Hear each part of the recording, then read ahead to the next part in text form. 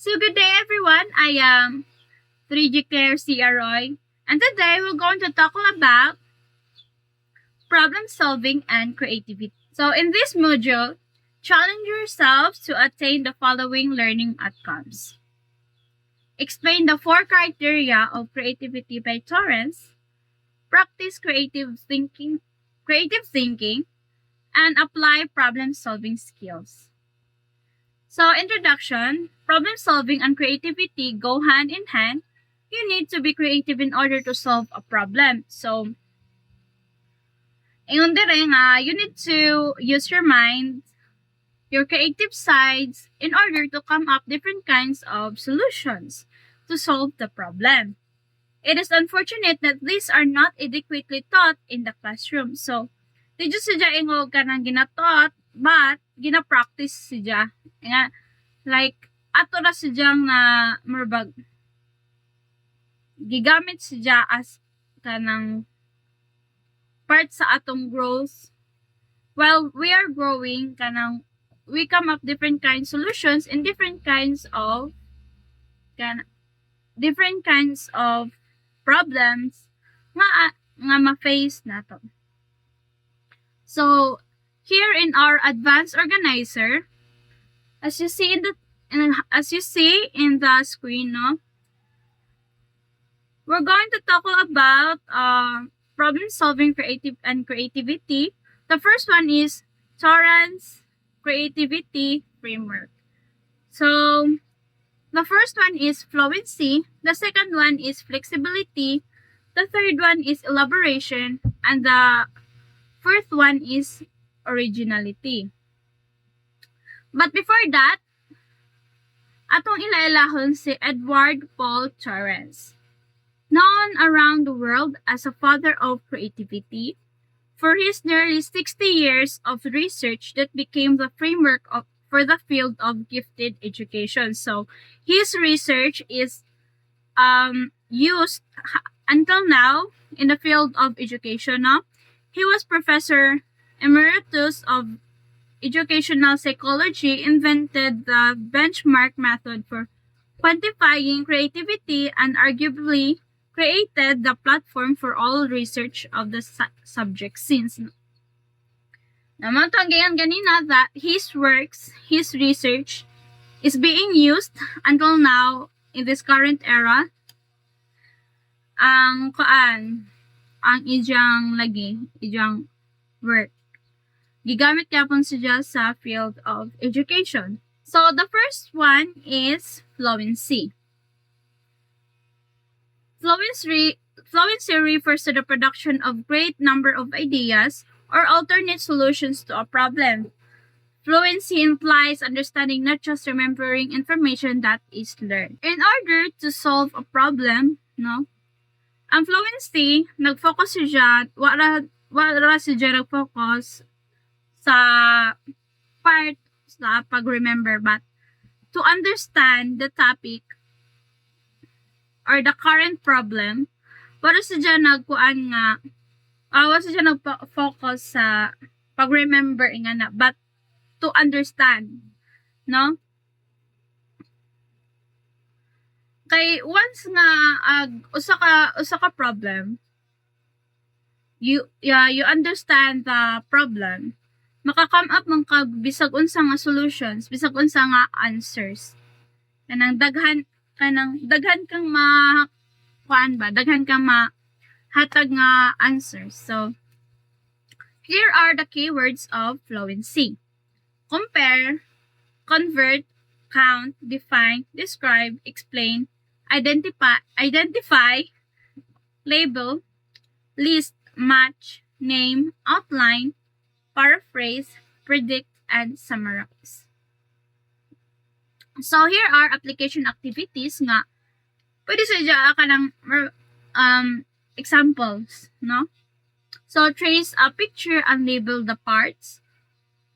Outline an article you find on your topic. How many uses can you think of your clothes hanger? So, dito sa first one, no? Trace a picture and label the parts. For example, maingon ta og parts of the body. So, mayon ta ipapangita na to ang eyes, asang eyes. Butang sa eyes, ipatudlo ang asa dapit ang nose, ang mouth. Ano siya? So, outline an article you find on your topics. How many uses can you think of for a clothes hanger? So, unsay mga kanang pwede nimo pagamitan sa hanger, no? So, list 15 things that are commonly read or contain red. So, ang tumahunahunaan na atay apple, blood, brick, cabus, cherry, Christmas stocking, exit sign, fire alarm, flag, heart, red-nosed reindeer, rose, and tomato, then wagon. So, again, fluency is not about remembering the topic, but to understand. For example, to understand color red. So, nangadyo siya og 15 things nga naay color red. Enumerate siya mga nag-enumerate siya og mga things nga naay color red. Flexibility, no?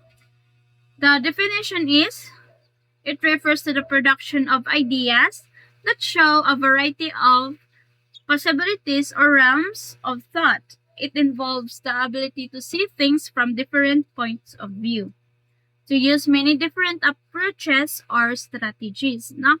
Flexibility is not about focusing the current, your own point of view, but mangita ka o kanang what if. So, fluency is wasa dyan nag-focus in about sa usara ka point of view, but to see things outside the box or to see things in other point of views, no? So, the keywords is change, demonstrate, distinguish, employ, extrapolate, interpret, or predict. Mano siya ang application activities. What would happen if there were no automobiles? So, pwede ta maingon nga magbaktas ta, no? Or no pollution. So, it's about you, no nga, on how you solve the problem or unsay pwede nga ma-answer sa usa ka question, no? The second one is, how would a blank dog look to a flea? Depende na kung unsa imong ibutang diha. Wabi ta kanang it's wasijay sakto yung answer, pero daghan si jag pwede possible answers nga imong mahatag.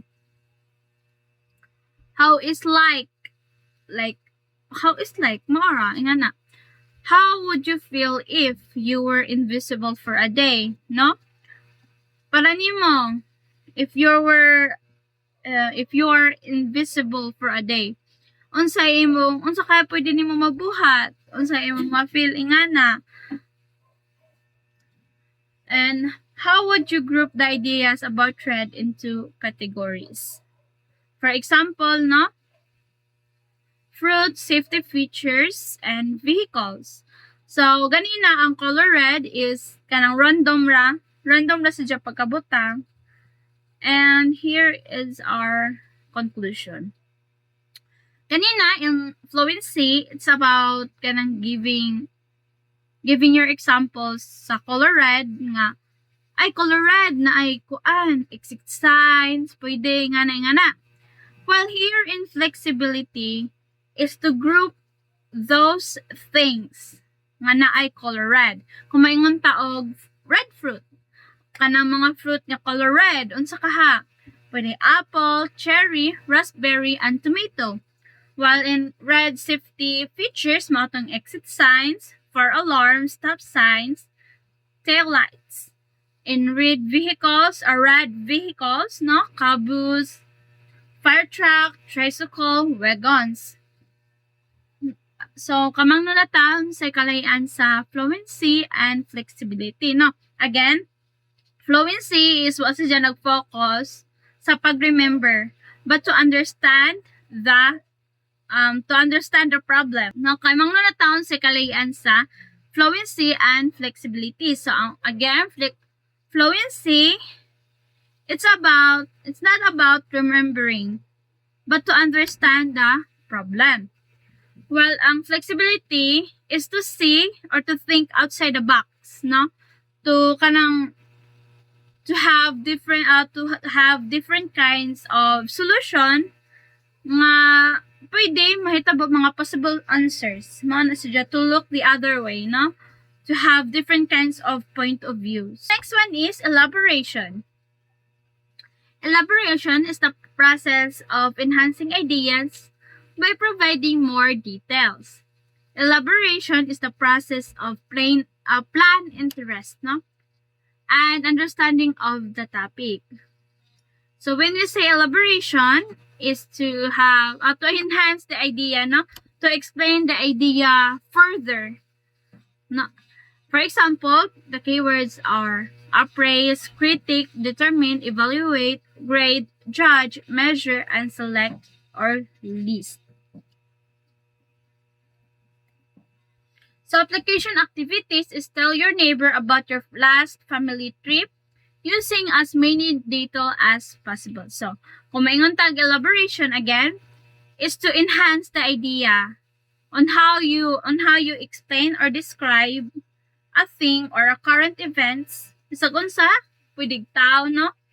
You can explain that through enhancing, add more details, paghatag mga buwak-buwak nga mga explanations. Pwede mga naapoy sa nga imong i-act, no? So the first one lagi is to tell your neighbor about your last family trip using as many details as possible. So for example, naamoy vacation trip, i-may explain for example unsa kagwapa ang Boracay, na ay kanang white sands, blue seas, clear kaayo ang ilang dagat didto, hinlo ingana. Kanang imong gihatag imong idea, imong gi-explain ag imong gusto ipasabot in a clear way nga ma-picture out pud nila ag naa mo hunahuna. Mao na siya ang elaboration. So proceed to the second one sa application activity sa elaboration. What can you add to improve its quality or performance, no? For example, mayong tawag lotion. Unsay kuan, mangita tahay ka unsay lacking or unsay pwede i-enhance sa lotion. For example, sa iyang packaging. Sa iyang packaging or sa iyang smell. Ganhan ba ka nga mo enhance iyang kahumot. And describe all the possible characteristics of the red quality in a wagon. So ganina nagingunta nga ang fluency, it's about it's not about remembering but understanding. So naghatag sila color red. Kanang it's a random ang color red. While flexibility, nag-conclude siya, naglahi-lahi siya, kanang ijang giusa ang fruits nga color red, ijang fruits nga color red, vehicles nga color red, og safety features nga color red. While here in elaboration, wala siya nag-storyas not about the red itself, but the red wagon, mentag the red wagon. So, wala siya nag-focus sa color red. But, nag-focus na siya sa forma sa wagon. For example, the shade, finish, texture, uniformity. No? Wala siya nag-focus sa color red. But, nag-describe siya sa unsay forma sa wagon. No? Pwede tayo maingon nga ang wagon, color red siya. Or pwede siya color blue. Unsay ijang forma, dako ba siya, gamay ba siya, no? Ijang naong, pangit ba, or dili. Ingana, mao na siya ang elaboration, nag-describe siya, or nag-tell siya story sa ijang listener. Nag-describe siya through clear, Muna sa diyang elaboration. While here in originality, from the word originality, no naadjud sa jay kanang origin. Originality involves the production of ideas that are unique or unusual. It involves synthesis or putting information about a topic back together in a new way. So the keywords compose, create, design, generate, integrate, modify, rearrange, reconstruct, reorganize, or revise. So when we say originality is ideas nga di bitaw sadya dali mahuna-hunaan, like kanang unique sadya na sadya ikaw galingong creativity ba kanang his or her own idea. Yes, pwede sadya makuha og kanang inspiration sa uban nga artists ha nga na, but nabitaw sadya touch nga ijara kanang naa sadya makita nimo nga ijani kay because of that or this nga na kanang di bitaw dali mo na hunaan sa usa ka tawo. Mana sadya ang originality. Kanang naa jay originality kanang ija gadyud from her or his own mind, no? So application activities is find an original use for. What would be the strangest way to get out of bed? Man siya, his or her own ways to get out of bed. Depende na siya. Design a new blank that is better than one you have. So, for example, di ka kontento sa imong laptop, edi naghimo kasi mo kaugaling mong laptop, kana siguro mo dagan or di nakakapuyon mo. Di nakakapuyon mo bit-bit. Na mo baktas ra sa jag-ija magsunod-sunod og imo, no? Write an unusual title of the ideas about red. So, for example, may tag red, revolutionary red representation. Kaya kung may tag red, mara sa himagsikan, mag-isog kaayo ang color red, fiery kaayo. So, muna sadya ang originality. So, now, let's move on to creative problem solving, or CPS. It's an international process for solving problems and discovering opportunities. It exposes the use of creativity in coming up with solutions which are not only novel but practical as well. Practicing creative problem solving can make your mind kanang immune siya on how you use that your mind para makasolve ka sa different kinds of problems, no? You can discover opportunities from this. Example, you are an artist because you have a creative thinking. No, you can create unique styles. So, through creative problem solving, ma-exercise imong mind or makapractice imong mind how you solve a problem. Creative problem solving, or CPS, was founded by Alex Osborne, founder of creative education in the 1950s, along with the term brainstorming. So, mao na si Alex Osborne. So, natin duha ka thinking. Divergent thinking and convergent thinking. So it allows us to state and move beyond obvious ideas to break through ideas, generate lots of ideas, facts, problem definition ideas, evaluation criteria, and implementation strategies. So divergent thinking is wherein you think sa mga posible nga mga problems. And also, pwede na siya mahimong plan on how to solve the problem. While ang convergent thinking, it applies criteria to brainstorm ideas so that those ideas can become actionable innovations. Divergence provides the raw material that pushes beyond everyday thinking, and convergent tools helps us select, evaluate, and refine ideas while retaining novelty and newness. So, in short, convergent thinking is the action, no? The actions on how you solve the problem.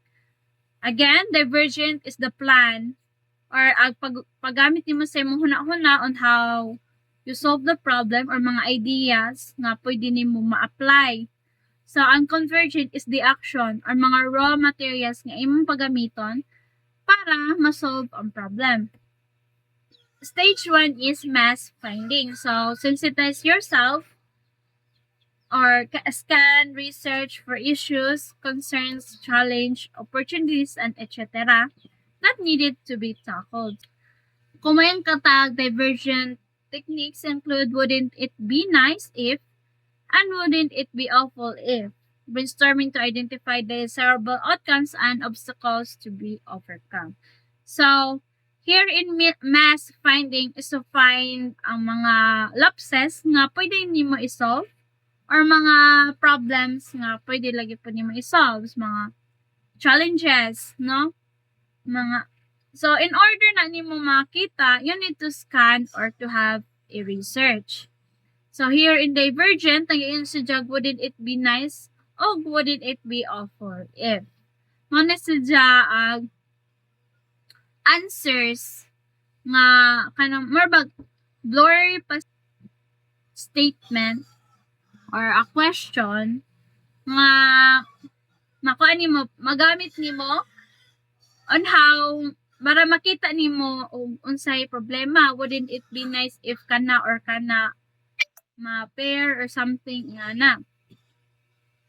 Or sadya kanang kinaunhan nga mao dyan na sadya ang kinaunhan nga questions kanang to scan yourself nga to scan yourself to find the problem.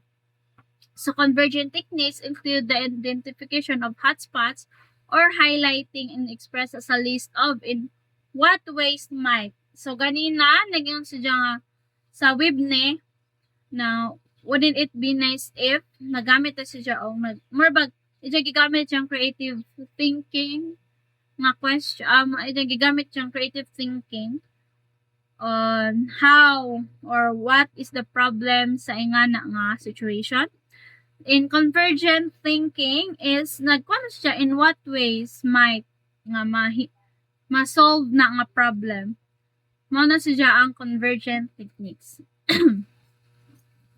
So again, mass finding is to scan or research sa problema nga pwede ninyo ma-face or problema nga naka community, for example, or problema ninyo sa math or sa inyong research. So the stage 2 is data finding. Gather information about the problem. So divergent techniques include 5 W's and H. The 5 W's is who, what, where, why, when, and how. And listing of one's sources data, list all your information once as a series of questions. For each, list possible sources of answers that then follow this step, this up, and for each source like what you found. So, in divergent techniques, magamit ka sa 5 W's, no? Nakita diri nga ang 5 W's, who, what, where, why, when, and how. Magamit na nimo para ma-solve imo or ma-dig deep pa ang problema nga inyong gi-research. Kung kinsa for example ang who, kung kinsa for example ang apektuhan or what pollution, who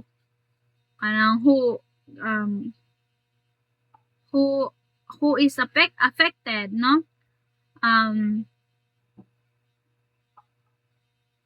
What is the problem? Yeah. Where, asa dapit? Yeah. Why, nga naman? Yeah. When, mga kanusay nga na ba? Yeah. How, nga naunsa mo pagkapit to nga na.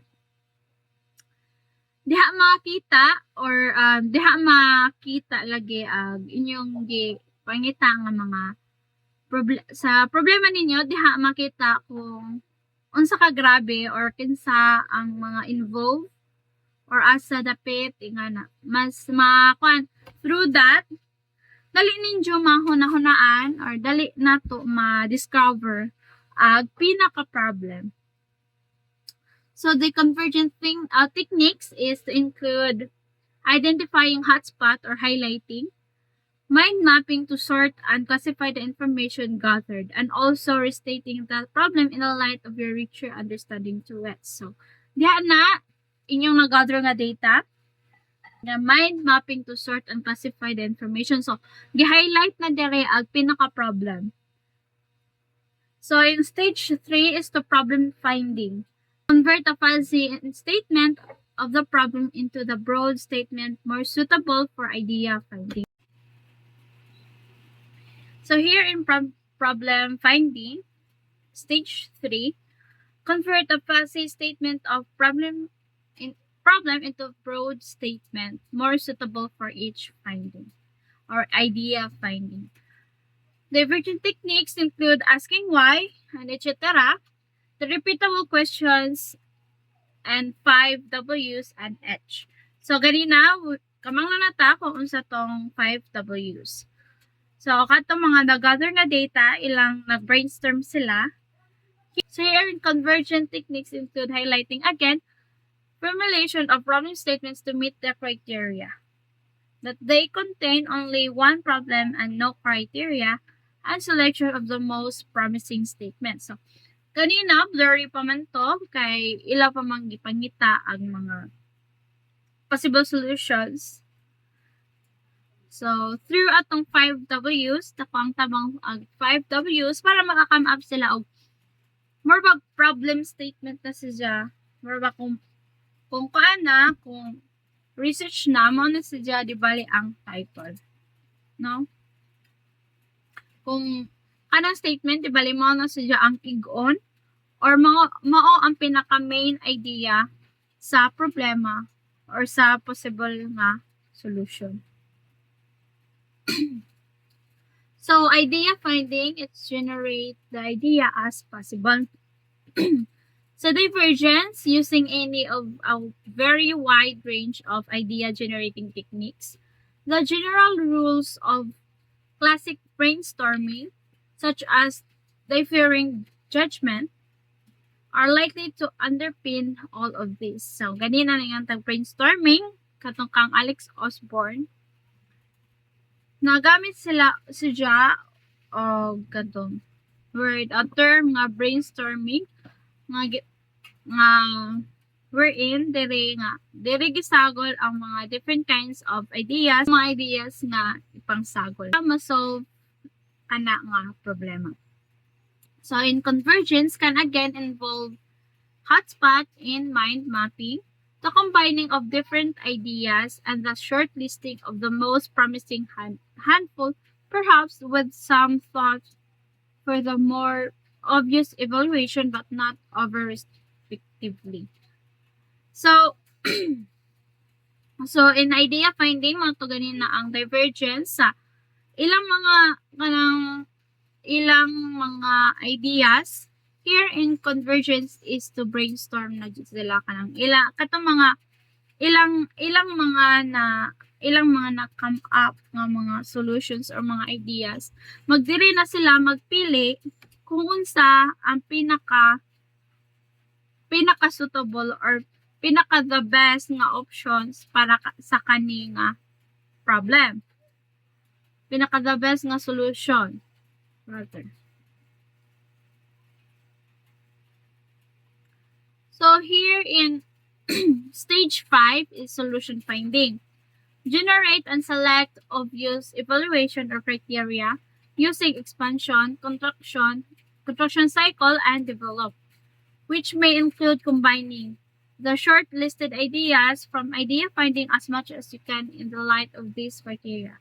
Then of the best of these improved ideas. So, here, ilan ang napili ang mga the best. Solution finding, ganina kay idea man to. So, here is the solution finding na sila.